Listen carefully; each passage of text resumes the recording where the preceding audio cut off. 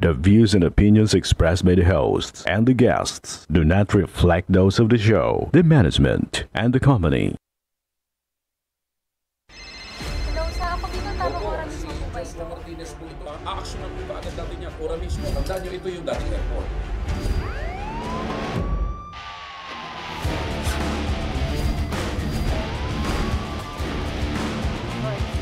Ano namang kayong dalawa pinagchichismisan yung mga marites kayo, ha?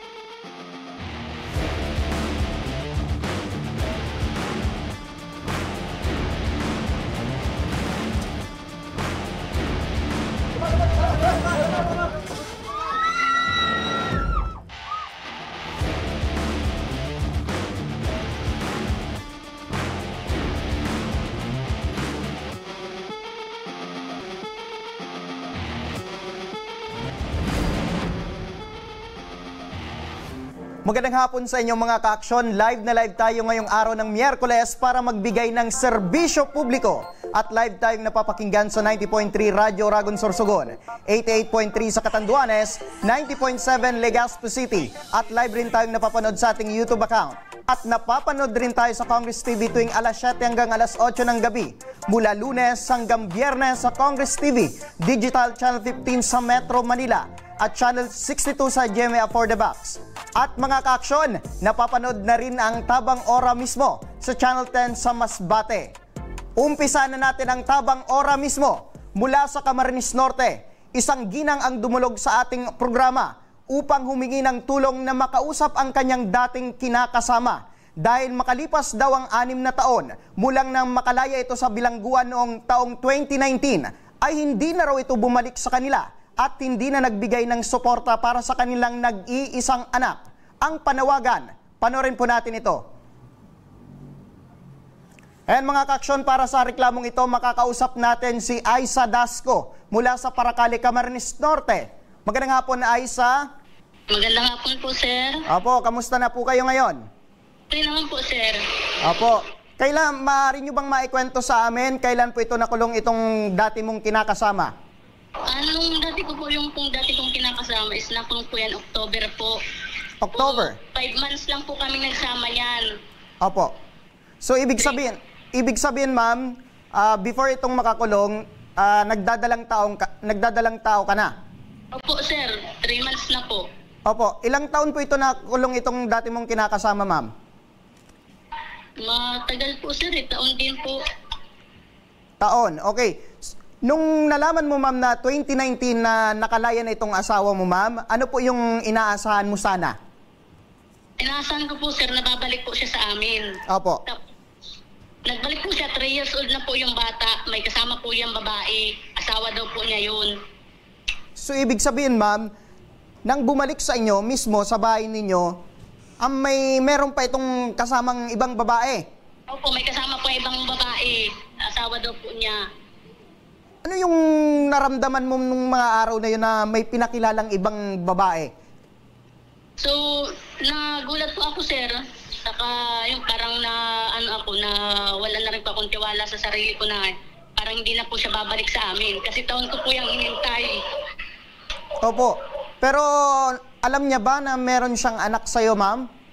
Opo, alam po niyan, sir. Kasi nung nakukulong pa lang po yan, sir, sinabi ko na sa kanya na buntis po ako. Pero alam niya naman na buntis ako, sir. Tapos nung 3 months pa lang po yung bata, pinuntahan ko po siya sa kulungan. Pinakita ko sa kanya yung anak niya. Opo. Ngayon, ma'am, ilang taon? Opo. Nangako naman po yan, sir, na na okay lang na hindi ko siya dalawin. Siya na lang po ang pupunta sa amin paglabas niya. Opo. Ilang taon na po ito, ma'am, na anak niyo, ma'am? 10 years old na po. 10 years old. Opo. Opo, sa pagkakaalala niyo, ma'am, mga ilang taon po ito nakulong itong mister niyo, ma'am? Alam ko po mga 2 years or 3 years po. 3 taon, ma'am? Opo. So, ibig sabihin, ma'am, nung makalaya itong 2019, 3 years old na itong anak niyo, pinakilala naman sa inyo itong bago niyang asawa. 2017 po, sir, yung 3 years old yung anak ko. 2017 po yan sa amin nagpunta. Opo, tapos pinakilala na po itong bago niyang asawa. Opo, pinakilala po niyan sa amin. Nung nagkaharap-harap kayo, ma'am, ano po yung nangyari sa inyo? Po? Nung nagkaharap na kayo, ma'am, anong nangyari sa inyong tatlo? Hindi ko po masyadong maintindihan po. Opo. Ma'am, nung mga araw na pinakilala na po ito ng mister mo, itong dati mong kinakasama, itong bago niyang asawa, ano po yung nangyari ng mga araw na yon? Wala po, sir. Sabi ko po sa kanya, okay lang po na mag-asawa ka ng iba. Opo. Kasi yan naman po ang gusto niya eh. Kasi kung talagang babalikan po kami na wala siyang babaeng kasama. Opo. So, ibig sabihin, ma'am, nang makita mo na meron siyang iba, tinanggap mo na lang. Tinanggap ko na po, sir, at Hindi ka ba, ma'am, nagalit sa kanya or sinabihan siya kung bakit nagawa niya yon? sinabihan ko naman po, sir. Sabi ko, di ba nangako ka sa amin na babalik kapag nakalaya ka? Pero hindi nagbalik. Pero sabi niya, wala siyang magagawa. Opo.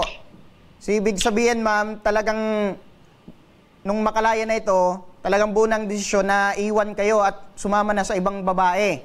Opo, sir. Opo. Opo. Kamusta naman yung sa loob ng 6 na taon na ikaw lang ang nagpapalaki nitong anak niyo, ma'am? Ano po, sir? Sa loob ng 6 na taon, ma'am, kamusta po kayo na ikaw lang ang mag-isang nagtataguyod nitong anak niyong dalawa? Okay lang po, sir, kahit mahirap. Kinakaya po para sa bata. Opo. So meron ka bang pinagkukunan ng pera or trabaho para pangtustos sa inyong dalawa, ma'am? Wala po, sir. Ang nagsusuporta po sa akin ay yung kapatid ko, sir. Opo. Tapos Magulang ko. ngayon, ma'am, hindi na ito maliban sa pag-iwan sa inyo, ma'am, hindi na ito nagsusuporta itong dati mong kinakasama. Hindi na po, sir. Kasi sa tuwing magchat-chat po kami at mahingi ng sustento dyan, ang nasagot po ay yung babae niyan na bakit daw po siya magsusustento. Hindi naman daw po niya anak kasi hindi po niya apelyido. Oh, okay. Pero nakausap niyo, ma'am, itong dati mong kinakasama na sa kanya itong anak. Opo, sir. Lagi ko po pinapakilala ko po sa kanya yan. Hindi ko po pinangait sa kanya yan. Opo. Pero ngayon, ma'am, na paghiwalay nyo, tanggap nyo na yung nangyari sa inyo. Meron ka bang galit dito sa dati mong kinakasama, ma'am? Po? Meron ka pa bang galit na kinikimkim dito sa dati mong asawa dahil sa pag-iwan po sa inyong mag-ina? Ang galit ko na lang po, sir, dyan ngayon ay yung hindi niya ituring anak yung bata. Tapos gusto niya kuhain, gusto niya iwan sa kanya. Opo. Pero kamusta naman yung naging reaksyon ng anak mo, ma'am? Ngayon na meron na siguro na edad na itong anak nyo. Opo, alam naman po niya. So, ibig sabihin, ma'am, kilala naman itong anak nyo, itong tatay niya. Opo, kilala po, sir. Opo. Dahil ko po sa kanyang sinasabi. Opo, maaari ko bang maitanong, ma'am, kung ano yung pangalan nitong dati mong kinakasama? Ano po, Mark Anthony Albo. Opo. Before ito makulong, ma'am, ano po yung dati niyang trabaho, ma'am? Ang sabi po sa akin niya ay naawil daw po yan sa pagka-army. Opo. Posible kaya, ma'am, dahil sa kanyang trabaho nakulong ito, ma'am? Siguro po, sir. Opo. Kailan yung huling pag-usap niyong dalawa? Nito po, sir, February po. Opo. Nung oras or araw po na humingi ka, ma'am, ng sustento para sa anak nyo, ano po yung kadalasan na sinasabi ng dati mong kinakasama sa inyo, ma'am? Nangangako po lang yan, sir. Ang sabi po, pagkasweldo. Tapos lagi siya sabi, wala pang pera. Tapos gusto pong makipagkita sa anak. Opo. So, ibig sabihin, ma'am, puro pangako na lang po itong si Mark. Opo, lagi na lang po yan nangangako. Umaasa naman po yung bata. Wala naman po yung binibigay. Walang sinusuporta. Opo. Ngayon ba, ma'am, ay nag-aaral na po itong anak nyo? Opo, grade 5 po. Grade 5. Siguro madami ng pangangailangan yan sa eskwelahan. Ano, ma'am? Opo, ma'am. Kaya nga po yung hinihingi ko ng sustento doon sa ama na kahit malang yung mga kailangan sa eskwelahan ay mabigyan niya. Opo. So, ano yung pinakahuling pag-uusap nyo, ma'am, patungkol dito sa anak nyo? Ang huli lang po namin pag-usap ay ang sabi niya, kung hindi ko na daw po kaya yung bata, ay di iwan na daw sa kanya. Ano naman yung reply mo sa kanya, ma'am? Nung sabihin niya sa iyo na sa kanya na yung bata? sabi ko, ang hinihingi ko lang naman po sa iyo ay sustento. Yung pangailangan ng bata, ibigay mo. Tapos hindi ko pwedeng iwan yan sa iyo kasi mula noon hanggang ngayon ay hindi ka naman nagtulong sa amin, wala ka naman ambag sa amin. Opo. Sa ngayon ma'am na nag-aaral na po itong anak nyo, paano nyo po sinusuportahan itong pag-aaral niya ma'am? Especially itong mga pangangailangan nyo araw-araw. Ayun pong stepfather po niya, yung saka po yung kapatid ko, nagsusuporta po dyan. Okay. So ibig sabihin ma'am, meron ka ng bago rin na asawa? Opo, sir. Opo. Ano po yung trabaho niya ma'am ngayon? Tricycle driver po. Okay. So nasusuportahan naman yung pangangailangan nyo araw-araw ma'am, ano? Opo, sir. Sige ma'am, standby ka ma'am Aiza, no? Para sagutin itong hinaing mo. Nasa kabilang linya na rin ang ating telepono si Mark Anthony Albo. Magandang hapon, Sir Mark. Magandang hapon din po, sir. Opo. Sir, pwede nyo bang linawin na totoo ba itong kinikwento ni ma'am na meron pagkatapos mong makalaya dun sa bilangguan ay nagdala ka pa ng babae dito sa kay Ma'am Aiza? Ganito po yan, sir. I-correction ko lang po yung mga mali na binanggit niya. Apo, sige po, sir. Almost, sir, na hindi po 3 years o 2 years akong lumabas. Almost 6 years po ako nagbuno ng ano ko doon sa loob. Tapos, ang hindi ko lang po matanggap sa sarili ko, sa loob po na 6 years, hindi ko po nakita yung anino niya na dalhan niya ako man lang po ng pagkain, bisitahin niya man lang po ako, kamustahin man lang niya po ako, doon po ano po ang lagay ko. Opo. Tapos na lang po yung self-sentence ko ng ano na hindi ko po siya nakita. Okay, so ibig sabihin, sir, nagtatampo ka sa kanya kay Ma'am Aiza dahil ni minsan hindi siya dumadalaw sa kulungan. Kasi po, sir, ang rason po niya walang pamasahe. Kasi tutusin lang naman po kung talagang desidido ka dalawin yung asawa mo dito sa loob, pwede naman po. Ako rin, almost 6 years, di ba po, kahit ayun naman, mag-iisip na rin. Di ba po, sir? Pero alam mo ba, sir? Opo. Ng pinagdaanan ko. Opo, Sir Mark. Opo. Sabihin niya na nagdala ako ng babae doon sa kanila. Opo. Sir Mark, alam nyo ba na meron din siyang pinagdadaan dahil nagdadalang tao siya sa anak nyo? Hello, Sir Mark. No comment ako dyan, sir. No comment ka? Pero, sir, apo. Hindi ko naman, sir, tinatanggi yung responsibilidad ko sa bata. Ang gusto ko lang naman, sir, kung hihingi siya sa akin ng sustento, yung manumanay baga po, kasi humihingi siya sa akin, minumura niya ako. Sinasabihan niya ako ng kung ano-ano. Lahat po, naka-screenshot po yan. Opo, siguro naman, sir, nagagalit siya dahil hindi ka daw nagbibigay ng sustento. Siguro na puno na si Ma'am Aiza. Kakakulit sa inyo. Ang akin lang, sir, bigyan niya lang naman din ako ng karapatan dumalaw na makapunta doon sa bata na sa bahay nila kasi hindi naman pwede kung saan baga po, di ba, sir? Opo, pero sir, totoo bang hindi ka daw nagbibigay ng sustento, especially dito sa anak nyo?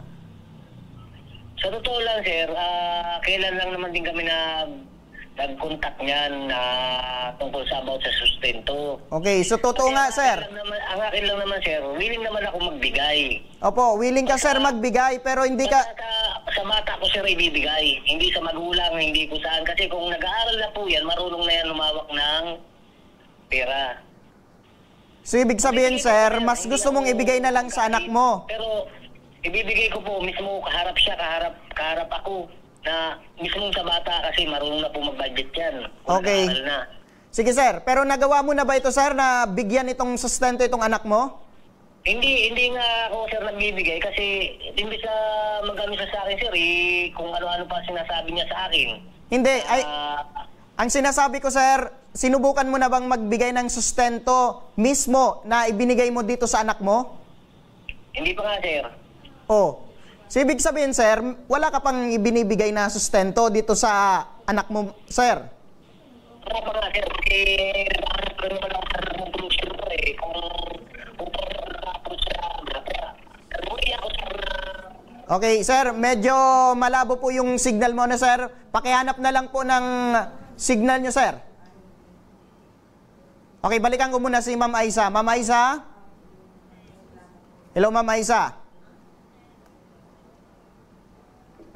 Hello, Ma'am Aiza? Nandiyan nga po ba? Andito pa po, sir. Apo, sir, ma'am, sinasabi po ni Sir Mark, nagtatampo siya dahil ni minsan daw hindi ka dumadalaw sa kanya dun sa kulungan. Hindi po totoo yan, sir. Ganito po nga nangyari dyan. 3 years old po, 2017, ang lumabas po yan. Pumunta po yan doon sa tindahan ng kapatid ko. May kasama po yung babae. Pero nung nakukulong po yan, sir, 3 months ko po dinala sa kanya yung anak niya. Tapos nangako yan sa akin na siya na lang ang pupunta sa bahay. Huwag na akong magparapunta sa kanya dahil ang pamasahe nga po ay wala. Wala naman pong binibigay na sustento at pamasahe yung magulang niya. At totoo po ba, Ma'am Aiza, na palagi mo raw siyang pinapagalitan? Nagagalit po ako, sir, kasi puro pangako po. Kasi nung time na yun na gusto niya makipagkita sa amin, pinapunta lang niya po kami sa Paracali. Nasa office po ako nun, sir. Sabi ko, doon na lang po kami magkita. Mapunta daw siya. Naghintay po kami doon maghapon, hindi po yan nagdating. Apo. Tapos nung time po na nitong February, nagpakita po yan doon sa anak niya, nakasakay sa motor, hindi naman po lumapit. Nasa kabilang gilid lang ng kalsada. Apo. Anong masabi niyo, ma'am, na ang gusto daw ni Sir Mark, imbes na iabot sa iyo itong sustento niya, doon na lang sa anak niyo? Okay lang po, ma'am. Okay lang po, sir, sa bata. Sa bata naman po yun, sir. Okay. Maitanong ko lang, ma'am, nung mag-live-in kayo, itong dati mong kinakasama, ma'am, kamusta siya? Talagang babaero po ba ito? Babaero po yan, sir. Marami daw po yan naging babae. May anak daw po yan sa talubatid na isa. Yun po ang sabi nung magulang niyan. Ay, nung kapatid na nasa labo. Opo. Pero despite na nalaman mo, ma'am, na babaero pala itong mister mo, bakit hindi mo siya sinubukan na hiwalayan? Buntis na po ako, sir, noon. Hindi na po ako na maghiwalay sa kanya. Pero Okay. yun nga lang po, sir, nakulong siya. Sige, ma'am. Standby ka lang po, ma'am. Balikan ko lang si Sir Mark. Sir Mark? Sir Mark? Pwede ba ako, sir, magbigay ng opinion ko, sir? Sige po, sir. Sir, nagsama po kami niya, sir. Almost wala pang 1 month. Opo. 1 month kayo nagsama. Tsaka may tatanong lang ako, sir. Ito lang po, kumpis ko lang na ilang taon na maga po yung bata ngayon? Yung totaling edad niya? Okay. Ma'am, maaari nyo bang sagutin kung ilang taon na po itong anak nyo? Ulit-ulit ka na lang. Sinabi na sa iyo, 10 years old na yung bata ngayon, grade 5. Ulit-ulit ka na lang. Yan lagi mong inuulit-ulit. O sir, 10 years old daw yung anak nyo. Naalala mo ba nung makulong ako is 2013? Opo, 2013 ka nakulong, sir. Nakalaya ka, 2017. Bilangin mo yung edad ng bata ngayon. 2025 tayo. 2017, 3 years old na yung anak mo. Nakalaya ka na. Nagpunta ka doon sa tindahan ng kapatid ko. May dala ka ng babae. 3 years, 6 years nga ako nakalabas kahit i-verify mo pa yan sa BGMP. Paano ka sabi mong 3 years? 3 years old na yung anak mo. 2017 na yun. Nang pumunta ka doon sa amin. 10 years old. Hindi nga ako pupunta sa inyo kasi doon nga ako hinuli. Okay. Sabi na Doon sa tindahan ng kapatid ko sa Binsus ka pumunta. Okay. Sir, putulin ko na muna, Ma'am Aiza, yung usapan nyo. Parang gustong sabihin ni Sir, may pagdududa si Sir Mark dito sa anak nyo. Yes po. Okay. Sige, Sir. Balik natin yung sa sustento. Sir, ngayon, Sir, ano po yung pinakaplano mo dito sa anak nyo? Ang akin lang, sir, is magsusustento po ako pero wag niya ako alisan ng karapatan dumalaw sa anak ko doon sa bahay mismo nila. Na gusto ko rin naman pong makilala pa at makasama ko yung anak ko na kung mabibigay po ako sa bata. Apo, pag na-promise mo, Sir, na magbibigay ka ng pera or sustento dito sa anak mo, may papangako mo ba na magbibigay ka na, Sir? Especially dito sa anak nyo.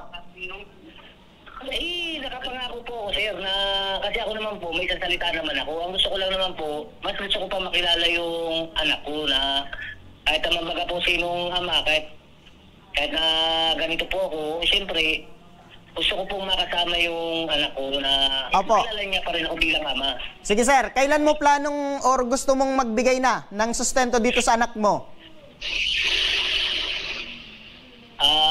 Bali, ano sir, ngayong ano ba sir, yung pagbibigay ko ba sir? Apo, kailan mo sir uumpisahan? Pizza G sir, magbibigay na ako. Every 10. Every 1 week sir, magbibigay ako. Every 1 week, magbibigay ka na. Oo. Nasa magkano sir ang ibibigay mo sir sa bata? Nasa magkano sir ang gusto mong ibigay dito sa bata? Pag-usapan na lang po namin ni Aiza kasi mas maganda na lang po, mag-usap na lang po kami ng personal. Opo, sige, balikan ko si Ma'am Aiza. Ma'am Aiza, opo, payag ka po ba na magbibigay siya every week? Dito na idadaan sa anak nyo. Ididiretso na sa anak nyo. Hello, Ma'am Aiza. Hello po, sir. Opo, sabi ni Sir Mark, magbibigay daw siya ng sustento mismo na sa anak nyo. Every Pwede week naman yan, po, ma'am. sir. Opo, pwede po, sir. Opo, para sa'yo, ma'am, magkano ang gusto mong ibigay niya sa anak nyo? Every week? Ang sa akin po, sir, kung ano lang po yung kaya niyang ibigay, yun lang naman po. Kasi pangangailangan lang po ng bata, lalo na po sa eskwelahan at yung pang-araw-araw niya. Opo, sige ma'am. So, ibig sabihin, payag ka naman sa gusto ni Sir na every week siya magbibigay, ibibigay niya na mismo dito sa anak mo. Opo, sir, opo. Okay, so ibig sabihin, okay na pala yung dalawang pag-uusap nila. Pero para sa'yo, ma'am, kahit magkano, kung gusto lang ni Sir. Ano po, sir? Opo, so payag ka, ma'am, kahit magkano, basta magbigay itong si Sir Mark. Opo, pero sir, hindi ako mapayag na pag-usapan namin na personal na dalawa na kung magkano lang yung ibibigay niya. Hindi pa ako mapayag na personal kami mag-usap. Dito na tayo mag-usap. O sige, ma'am, so magkano, ma'am, ang gusto mong dapat ibigay ni Sir Mark? Po? Sa magkano, ma'am, ang gusto mong ibigay dapat ni Sir Mark every week?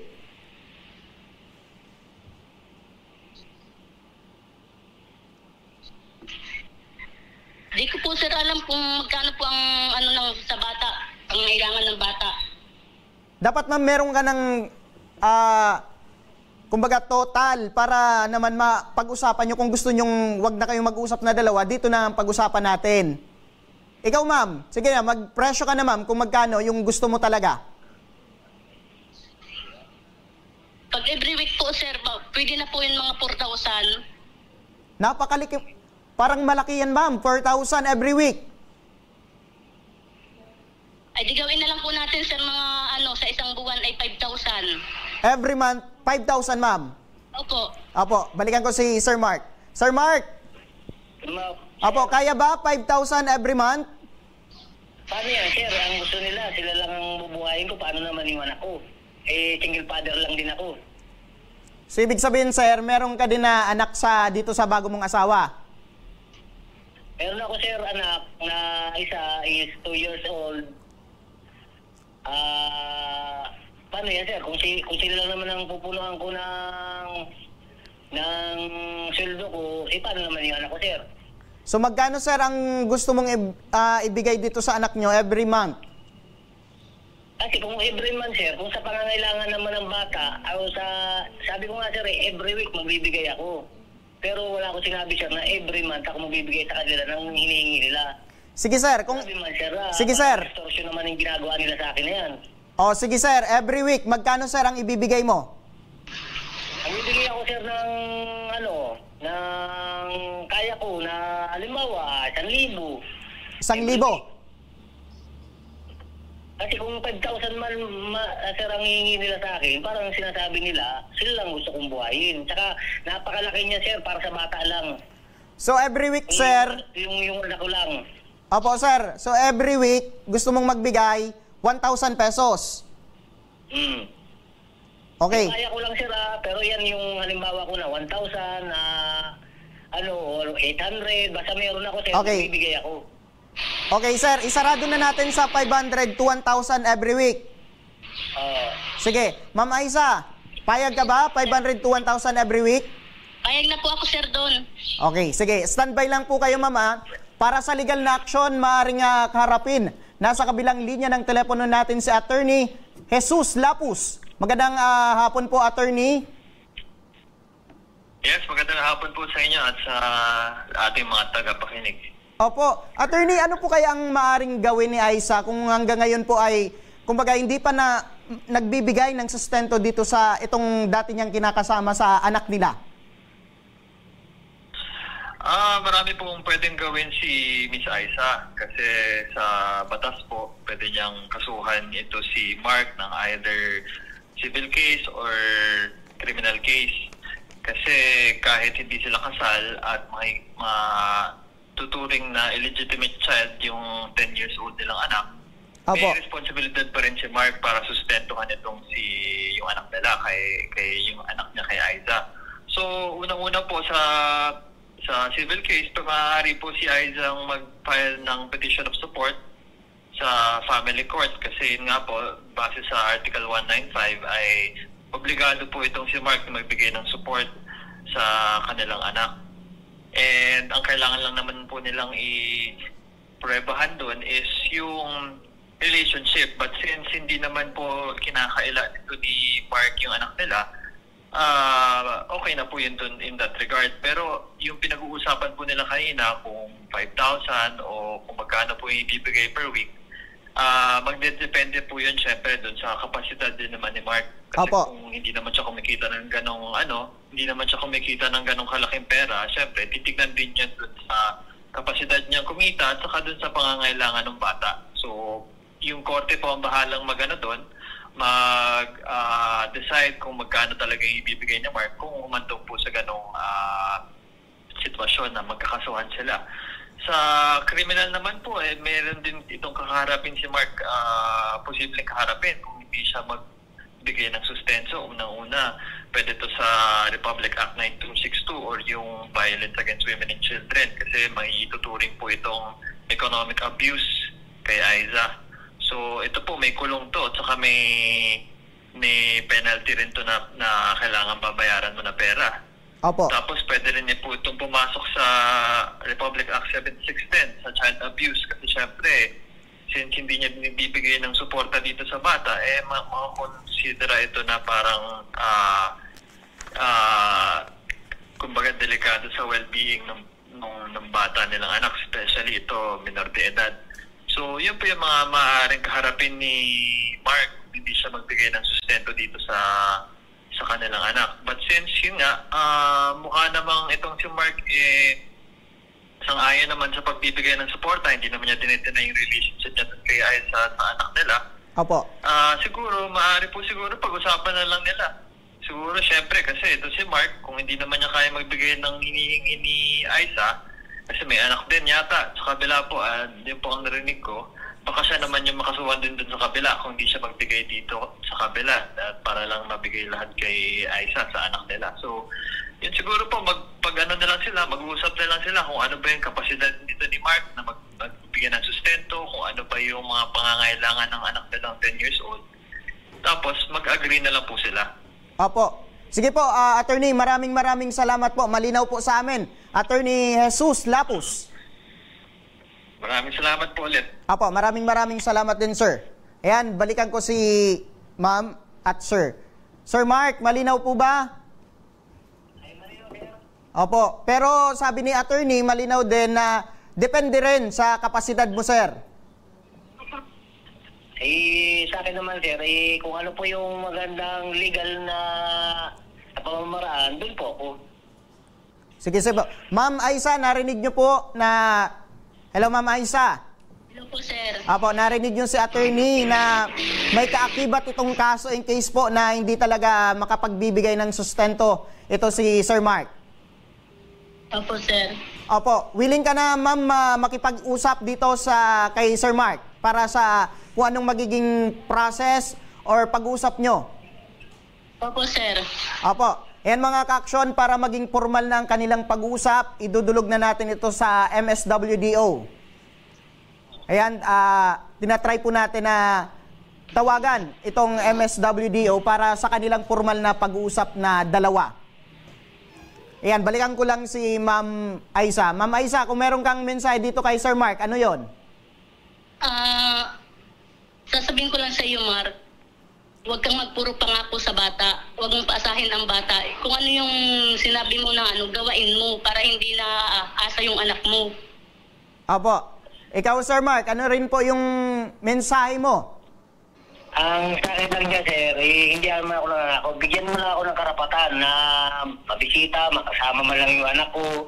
Kasi kung ang inaano ko lang din yung privacy niyo mag-asawa, na yung asawa mo, sabihan mo na huwag magselo sa akin kasi pag nagbisita ako dyan o ano pa dyan, bigla na lang magselo sa akin. Isipin, napakahirap din ba?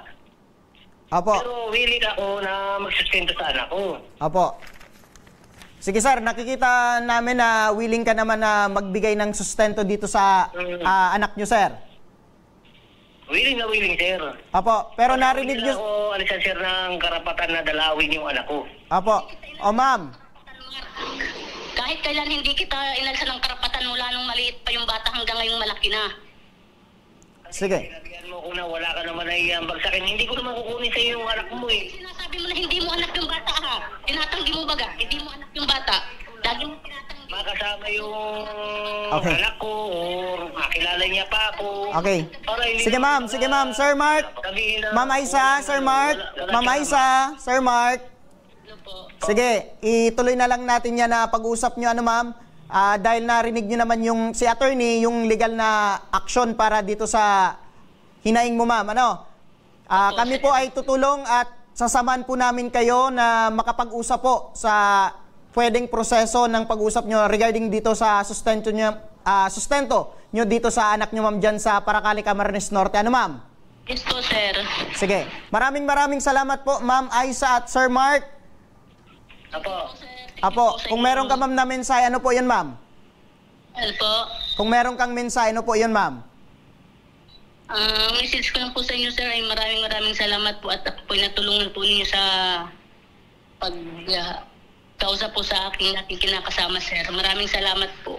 Apo, makakaasa po kayo, ma'am. Pupunta po ang aming team dyan sa Paracali para sa inyong pag-usap. Ano, ma'am? Opo, sir. Apo. Thank you po. Sige po, maraming salamat din dahil ipinabot mo itong alalahanin sa aming programa. Opo, thank you po sa inyo, lalo po kay attorney po. Thank you very much po.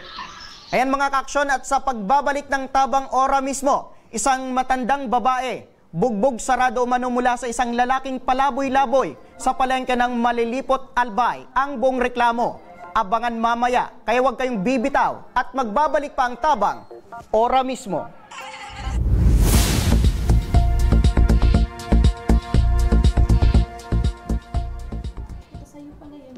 Marahin aldaw sa Indo Gabos.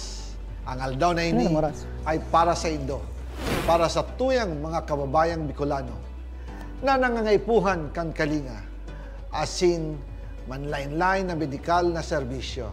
Ini po ang sa tuyang dalan para makapalhatod kan serbisyo maski guraano ini karayo o karani ang sa indong kinamumugtakan. Ang Tarabangan Caravan ay saro pong inisyatibo kanako Bicol Party List na igwang layunin na darahon ang serbisyo medikal asin dental direkta sa saindong mga komunidad. Aram po niya to na daigabos may kakayahan o pagkakataon na makaduman sa ospital o klinika. Kaya't kami na po ang nagrarani sa Indo. Kaibahan ang matitibay na doktor, dentista, medical personnel, asin mga volunteer kan ako Bicol Party List. Libre po gabos ang serbisyo medikal, dental, laboratory, asin mga bulong. Wala po kamo na dapat ihadit sa gastusin taini ay para sa indong kalusugan. Kaiba taman po ang satuyang programa ang libreng gupit asin masahe para sa satuyang mga kababayan. Maliban digdi, may local recruitment activity man kita ngunyan. Ini po sarong biyaya para sa satuyang mga kababayan na nag-aanap kitrabaho. Sana po ay makatabang ini sa Indo. Tangani, makaanap ki mga bagong oportunidad para sa indong pamilya. Mga kababayan, buya ko pong ipaabot sa Indo na ako Bicol Party List permi yaon para sa Indo. Sadto ngunyan asin sa maabot. Kami po ay padagos paglilingkod sa bawat Bicolano. Kami po ay nagpapasalamat sa saindong padagos na suporta. Habang yaon ang suporta kan kada Bicolano sa Ako Bicol Party List, padagos po niya to dadarahon ang mga programa na direktang nakakapiktar asin nakakatabang sa saindong gabos. Sa giraray, dakulang pasasalamat po sa indong pagtangkilig asin pagtitiwala naway padagos niya tong ipangaji ang mga kalusugan asin kaligtasan kang bawat saro. Padagos po kitang magtarabangan asin magkasararo para sa mas malusog asin masiglang Bicolandia. Dakulang salamat po asin maray na aldaw sa indong gabos.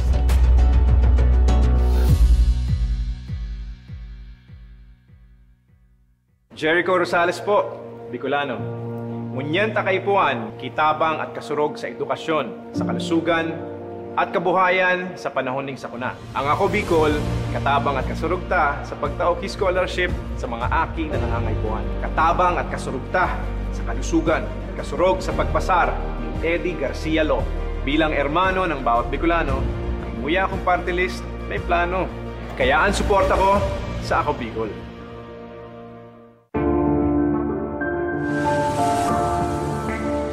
Sabi nila, wala ka daw ginawa nung nakaupo ka sa Senado.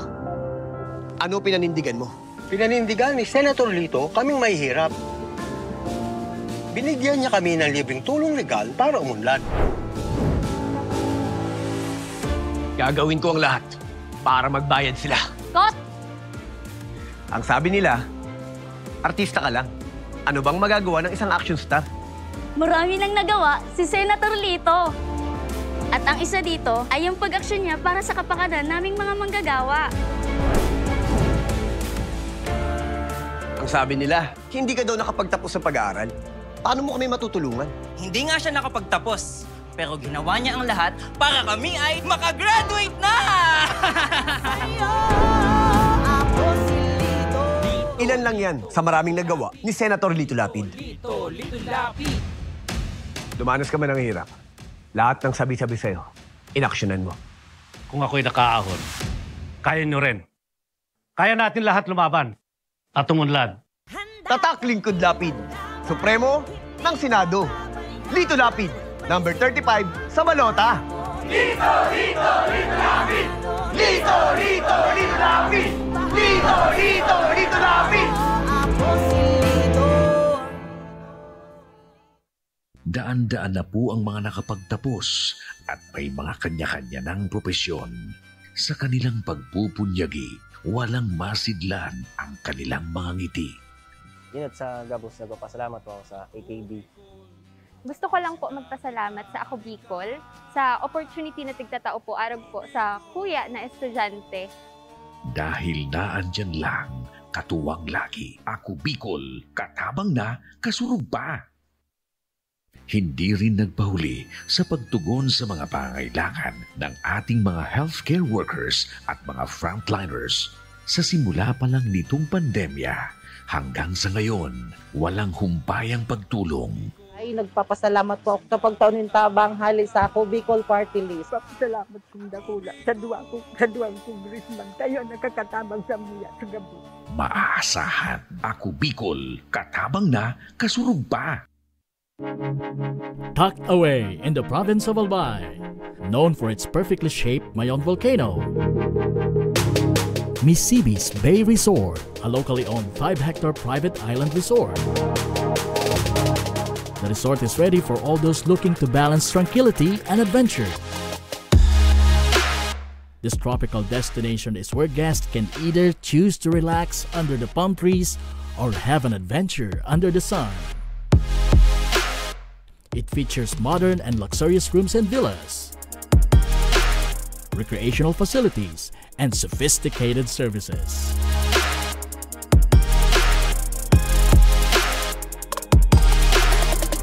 Come and experience Misibis Bay Resort, your tropical island getaway.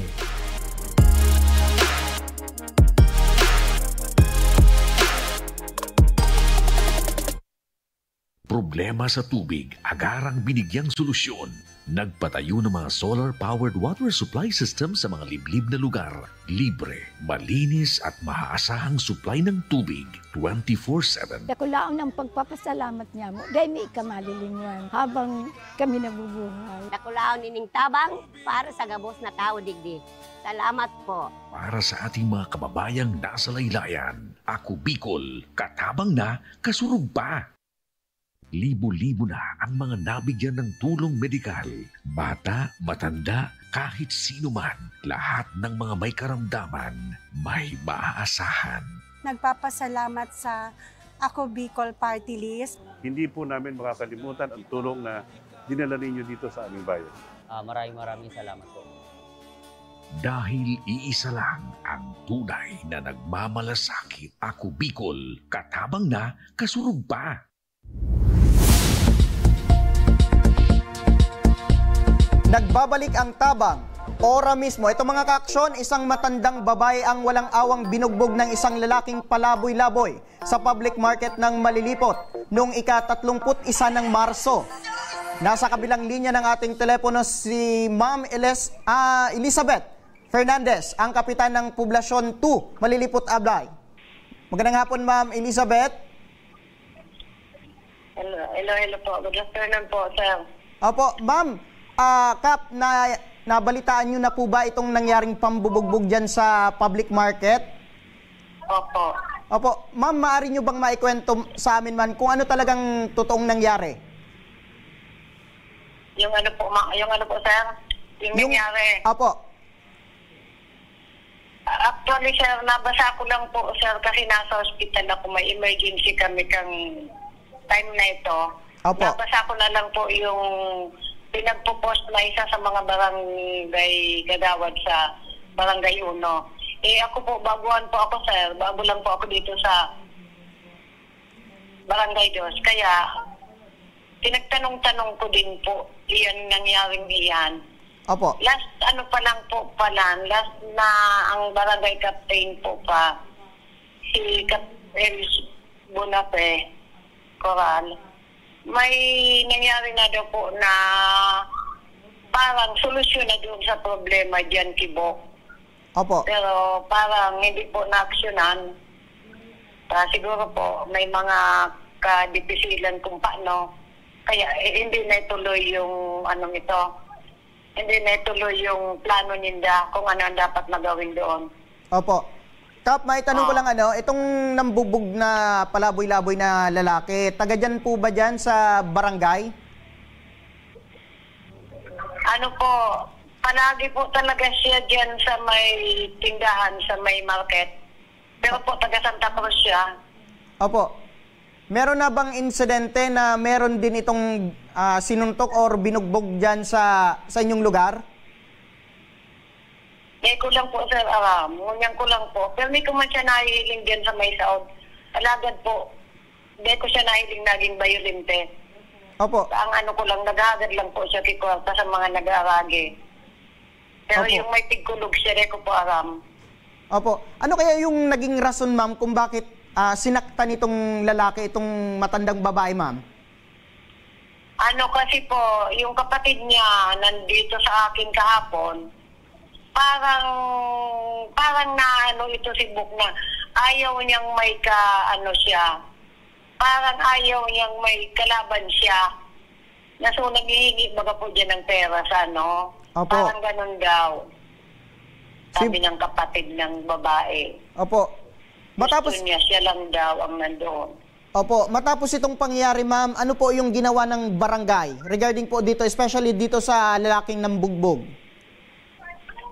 Ang ginawa po namin, nag-usap-usap kami kahapon, saka yung dalawa kong kagawad, na kung paano namin yan nagkataon naman po na may tumawag sa akin.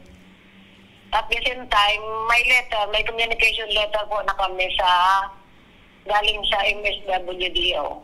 Opo. Na may mga dapat po kaming pag-uusapan sa kayong barangay captain sa Santa Cruz. Opo. Sa ngayon, ma'am, kamusta na po itong matandang babae na biktima po?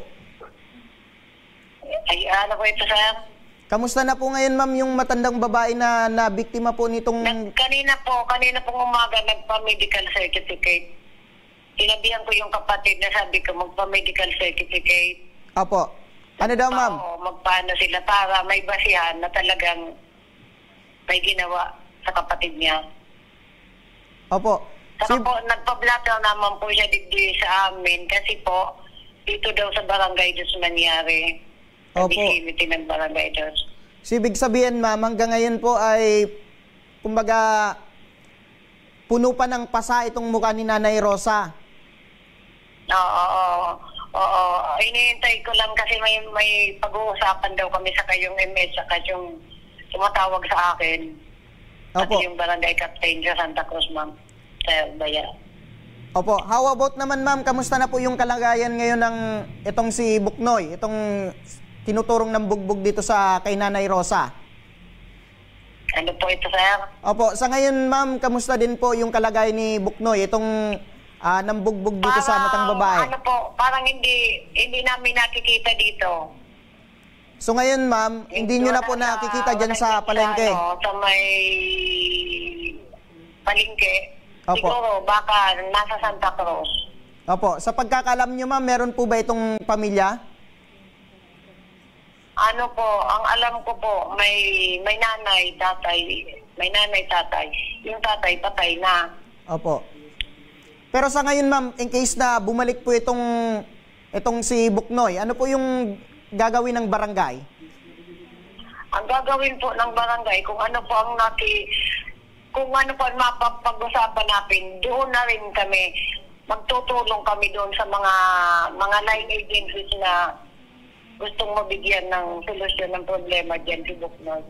Makikipagtulungan po kami. Opo, dahil po dyan, maraming salamat po, Kap Elizabeth.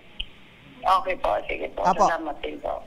Ito mga aksyon para sa kapakanan ni Nanay Rosa, idudulog na rin natin ito sa tanggapan ng DSWD Region 5 at makakausap natin si Ma'am Vicky Tagum, ang Social Welfare Officer 5. Magandang hapon, Ma'am Vicky. Ayan, tinatry po natin na kausapin ito si Ma'am Vicky from DSWD Region 5 para tanungin kung ano pa yung mga intervention regarding sa mga ganitong insidente, itong mga palaboy-laboy, kung ano ba yung mga program na ibinibigay sa kanila. Hello, ma'am. Ma'am Vicky? Hello, Ma'am Vicky? Yes po, ma'am. Opo. Ma'am Vicky, meron pong dumulog sa aming tanggapan. Siguro na napaabot na po sa inyong tanggapan itong nangyaring pambubugbog ng isang palaboy-laboy. Ano po ang maaari nating gawin na aksyon dito, ma'am, para kay Buknoy? Anong may tutulong po ng DSWD? Okay po, ma'am. Sa ngayon po, we are trying to reach out po si Office ng Social Welfare ng Malinaw. And nagkausap na po sila ng aming social worker and nag-recommend po kami if they could look into the case, kung baga po pupuntahan nila para po matingnan ano po ba yung pangangailangan ng both parties na pwede po nilang masagutan. Anyway naman po, kung may kulang po sila sa resources, pwede naman po silang lumapit sa DSWD if yun po ang makakasagot ng pangangailangan ng ating kliyente sa ngayon po. Opo. Ibig sabihin, ma'am, maliban kay Buknoy, maaari din na makatanggap ng tulong mula sa DSWD ito si Nanay Rosa. Opo. Wala naman po tayong pinipiling tulungan, basta po nangangailangan. And kung ano po yung tulong nila, that would be dependent po sa assessment po ng social worker ng lugar po. And for this case, ng Malinaw po, kasi nandoon po sila mismo sa area. So kaya sila po ang maduman po sa places, kaya yan po na both parties po para mahiling ano po ang pangangailangan nila kung may pangangailangan po, ma'am po. Apo, i-correct ko lang po, ma'am, sa Malilipot po ito nangyari. Ay, sorry po. Apo. Sorry po. Malilipot. Yes, ma'am. Sorry po. Apo. Ma'am, mga ganitong insidente, ma'am, or ganitong sitwasyon, ano po yung mga program ng DSWD regarding dito sa mga palaboy-laboy, especially dito sa may mga kapansanan sa pag-isip? Okay po. So actually po sa level po ng DSWD1, since po wala kaming doktor, so usually po kailangan ma-refer po sila sa DOH kasi sila po ang magsasabi, sila po ba talaga ay may problema sa kanilang pag-iisip, and kung kailangan po silang dalhin sa mental hospital, then pwede naman po yan i-coordinate, and in fact, si MGU po, ginagawa naman po nila yan. Kung may iba pong pangangailangan material, si MGU po may services din, but on our part po, kung kailangan ng augmentation, nagpo-provide naman po kami through sa aming AIX po. Apo, dahil po dyan, ma'am, maraming salamat po, ma'am Vicky Tagum ng DSWD Region 5. Thank you po. Bye-bye po. Yan. At yan mga ka-aksyon, sinusubukan pa namin na sanang tawagan itong kapatid ni Nanay Rosa, itong si Nanay Annilyn, pero nagkaroon lang ng problema sa linya ng telepono. Pero kung nakikinig po kayo, Ma'am Annilyn, sa aming programang Tabang Ora mismo, ay susubaybay po kami sa kasong ito at tutulong po kami sa inyo regarding po dito sa hinaing po ninyo laban dito kay Buknoy. Apo, at yan mga ka-aksyon, ang mga natungayang mga reklamo at hinaing ngayong hapon at ora mismo rin nating binigyang tugon. At para sa mga nagnanais na humingi ng tulong sa aming programa, panoorin po natin ito. Sa may mga problemang legal at medikal na nais humingi ng tulong sa ating programa, maaari po kayong magsadya sa aming tanggapan sa ground floor Embarcadero de Legazpi, Victory Village, Legazpi City. Bukas po ang aming tanggapan mula Lunes hanggang Sabado, alas 8 ng umaga hanggang alas 5 ng hapon. Sa mga nasa Metro Manila naman po at kalapit na lugar, maaari po kayong humingi ng tulong sa Action Cost Center sa North Wing ng Batasang Pambansa. Magpunta lamang po kayo tuwing araw ng Lunes alas 8 ng umaga hanggang alauna ng hapon. Para naman sa mga taga Caloocan City, bukas na rin ang ating Action Cost Center sa Barangay 175, Multipurpose Hall, Caloocan City tuwing Miyerkules, mula alas 10 ng umaga hanggang alas 12 ng tanghali mga ka-aksyon. Maaari na rin po kayong magtungo sa Tabang Ora mismo Satellite Office sa Camarines Norte sa Provincial Capitol Building, Barangay 3, Daet, Camarines Norte. At para naman sa mga taga Camarines Sur, maaari na rin kayong dumulog sa Zone 2, Tagungtong, Goa, Camarines Sur. Bukas po ang aming tanggapan mula Lunes hanggang Biyernes, alas 8 ng umaga hanggang alas 4 ng hapon. Maaari din kayo magpadala ng mensahe sa aming official Facebook page na Tabang Ora mismo. Kahit anong reklamo ay amin pong tinatanggap.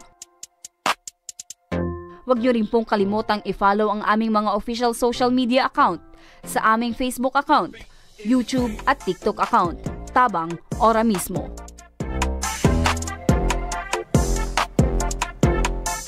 At mga ka-aksyon, hanggang bukas, sama-sama pa rin nating aksyonan ang mga problemang medikal at legal. Ito ang programang may paninindigan, tutugon sa inyong pangangailangan. Ako, si Nomer Corporal, at ito ang Tabang Ora mismo.